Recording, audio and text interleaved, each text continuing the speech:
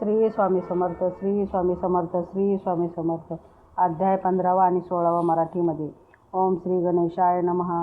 स्वामी महाराजांचे काही वर्ष मंगळवेढ्यास वास्तव्य होते. तेव्हाची गोष्ट. त्यावेळी मंगळवेढ्यास बसप्पा नावाचा एक तेली राहत असे. तो दारिद्र्याने अतिशय गांजला होता. काबाड कष्ट करूनही त्याला पुरेशी द्रव्यप्राप्ती होत नसे. एके दिवशी तो सहजगत्या फिरत अरण्यात गेला असता एके ठिकाणी त्याला श्री स्वामी महाराज कंटकशय्येवर निवांत झोपलेले दिसले. ते पाहून तो आश्चर्यचकित झाला. हे कोणी श्रेष्ठ योगी ईश्वरी अवतार आहेत असे वाटून बसप्पाने त्यांना वंदन करून या दासावर कृपा करा अशी विनंती केली.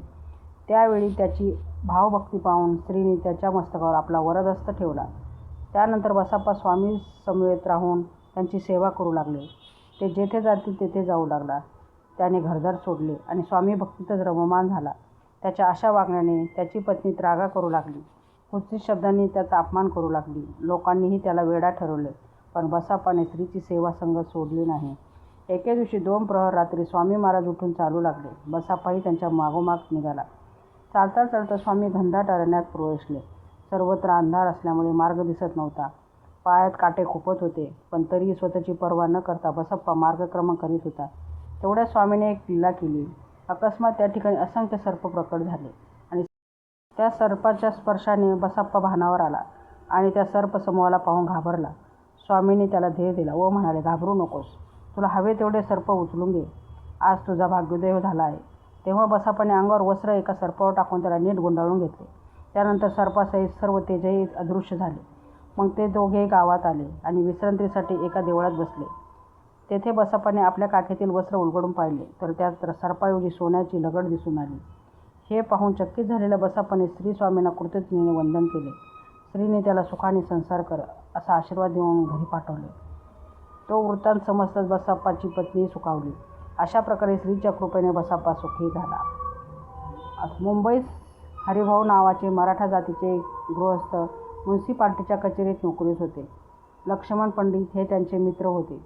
व्यापारात तोटा होऊन कर्ज झाल्यामुळे ते चिंतेत होते.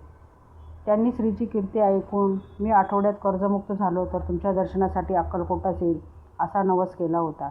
हरिभाऊ व त्यांचे दुसरे एक मित्र श्रीधर क्षत्री यांनाही आपूच्या व्यापारात नुकसान होऊन दिवाळी निघणार व कदाचित नोकरी गमवावी लागणार याची काळजी लागली होती. म्हणूनच त्यांनी पंडिताशी सल्लामसलत केली.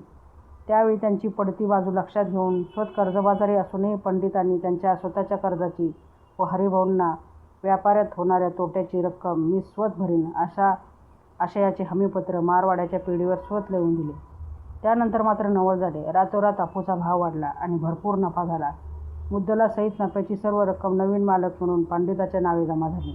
कल्पनातील नफा झाल्याने पंडित सुखावले. ही सर्व अक्कलकोट स्वामींची कृपा आहे हे त्यांनी ओळखले.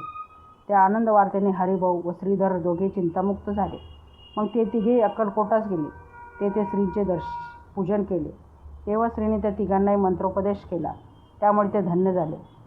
त्यांनी स्वामींनी 300 रुपये देऊ केले. तेव्हा या पैशातून पादुका घेऊन या असे त्यांनी सांगितले. या प्रथम भेटीतच हरिभाऊंची श्रीचरणी निष्ठा बसली, ती कायमची. मुंबईत परतल्यावरही त्यांनी श्रीचरणाचा ध्यास लागला. संसार नोकरी कशातच रुची राहिली नाही. आज्ञेप्रमाणे श्रीच्या चांदीच्या पादुका घेऊन ते तिघे मित्र पुन्हा अक्कलकोटास गेले. त्या पादुका श्रींनी 14 दिवस वापरल्या आणि एके दिवशी हरिभाऊंना त्या पादुका छाटी कपनी व झोळी देऊन म्हणाले, तू माझा सूत आहेस. आता संसार लुटव आणि या पादुकांची स्थापना करून लोकांना भजनी लाव. हरिभाऊचा आनंद गगनात मावेना. श्रीच्या अनुग्रहाने कृतकृत होऊन ते मुंबईस परतले. तेथे ब्राह्मणाकरवी आपले घर लुटविले. संसाराचा त्याग केला आणि श्रीने स्वहस्ते दिलेल्या त्या आत्मलिंग पादुकाची कामाठीपुऱ्यातील एका जागी स्थापना करून गोसावी होऊन राहू लागले. श्रीच्या कृपेने तो मठ नावारूपास आला. अशा प्रकारे श्री स्वामींच्या कृपेने स्वामी स्वतःच्या जन्माचे सार्थक झाले. श्री स्वामी समर्थ. श्री स्वामी समर्थ. श्री स्वामी समर्थ.